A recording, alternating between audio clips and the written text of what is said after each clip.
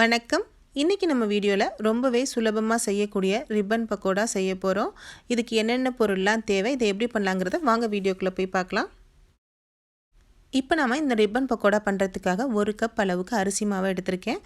இது நீங்கள் கடையில் கிடைக்கிற அரிசி மாவை தான் நான் இன்றைக்கி யூஸ் பண்ணுறேன். இடியப்ப மாவாக இருந்தாலும் கரெக்டான அளவில் வரும். இந்த 1 கப் அரிசி மாவுக்கு 1/2 கப் அளவுக்கு கடலை மாவு, 1/4 கப் அளவுக்கு பொட்டுக்கடலையை நான் மிக்சியில் அடித்து அதை சலித்து எடுத்து வச்சுருக்கேன். இது 3ஐயும் எடுத்து நம்ம ஒன்றா பவுலில் சேர்த்துக்கலாம். 1 கப் அரிசி மாவு, 1/2 கப் கடலை மாவு, 1/4 கப் பொட்டுக்கடலை மாவு, இது எல்லாத்தையுமே சலித்து நான் எடுத்து வச்சுருக்கேன். இதை நம்ம ஒரு பவுலுக்கு மாற்றியாச்சு. இந்த ரிப்பன் பக்கோடாவை நம்ம பொட்டுக்கடலை மாவு இல்லாமலும் நம்ம செய்யலாம். வெறும் கடலை மாவு அரிசி மாவு மட்டுமே யூஸ் பண்ணி செய்யலாம். நம்ம பொட்டுக்கடலை மாவும் சேர்த்துட்டோம் அப்படின்னா ரொம்பவே சாஃப்டாக நமக்கு கிடைக்கும். இப்போ நம்ம தேவையான அளவு உப்பை சேர்த்துட்டு 1 டீஸ்பூன் அளவுக்கு மிளகாத்தூளை சேர்த்துக்கிறேன். உங்களுடைய காரத்துக்கு தகுந்த மாதிரி நீங்கள் மிளகாத்தூளை சேர்த்துக்கோங்க. கூடவே 1 டீஸ்பூன் அளவுக்கு வெள்ளை எள்ளை நான் சேர்த்துக்கிறேன். உங்கள்கிட்ட எந்த எள்ளு இருந்தாலும் நீங்கள் சேர்த்துக்கலாம். இப்போ 1 டேபிள் ஸ்பூன் அளவுக்கு லைட்டாக உருக்கி எடுத்த வெண்ணெயை நான் சேர்த்துக்கிறேன். இது ஆப்ஷனல் தான், வேணும்னா நீங்கள் சேர்த்துக்கோங்க, இல்லைனா நம்ம ஸ்கிப் பண்ணிடலாம். இப்போது நாம் சேர்த்த எல்லா பொருளையுமே ஒன்றா மிக்ஸ் பண்ணிவிட்டு இதில் சரியான அளவில் உப்பு இருக்கா நீங்கள் செக் பண்ணிக்கோங்க. ஏன்னா தண்ணி சேர்த்த பிறகு நம்ம உப்பை சேர்க்க முடியாது. அதுக்காக முன்னாடியே நம்ம எல்லா மாவையும் கலந்துட்டு செக் பண்ணிக்கலாம்.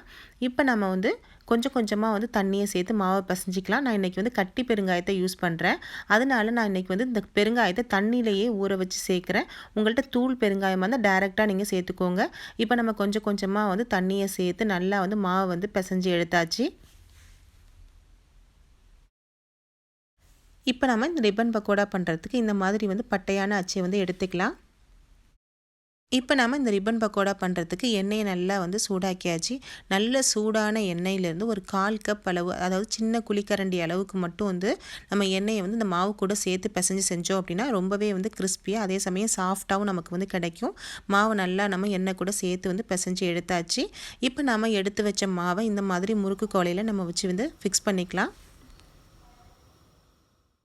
இப்போது எண்ணெய் நல்லா காஞ்சி வந்துருச்சு. நம்ம எடுத்து வச்ச மாவை இதில் பிழிஞ்சு விட்டுறலாம்.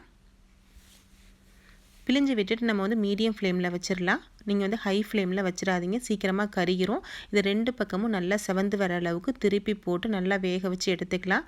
இப்போ நல்லா நம்ம பிழிஞ்சு விட்ட ஓலப்பக்கடை நல்லா செவந்து வந்துருச்சு. இதை எடுத்து நம்ம பிளேட்டுக்கு மாற்றிடுவோம். இதே மாதிரி நம்ம மீதம் இருக்க மாவையும் நம்ம பிழிஞ்சு எல்லாத்தையும் எடுத்து பிளேட்டுக்கு மாற்றி வச்சிடலாம். இப்போ சூப்பராக கிறிஸ்பியான ரிப்பன் பக்கோடா ரெடி பண்ணியாச்சு. ஃப்ரெண்ட்ஸ், உங்களுக்கு இந்த வீடியோ பிடிச்சிருந்துச்சுன்னா லைக் பண்ணுங்கள், உங்கள் நண்பர்களுக்கெல்லாம் ஷேர் பண்ணுங்கள். கூடவே நம்ம சேனலை மறக்காமல் சப்ஸ்கிரைப் பண்ணுங்கள். தேங்க்யூ.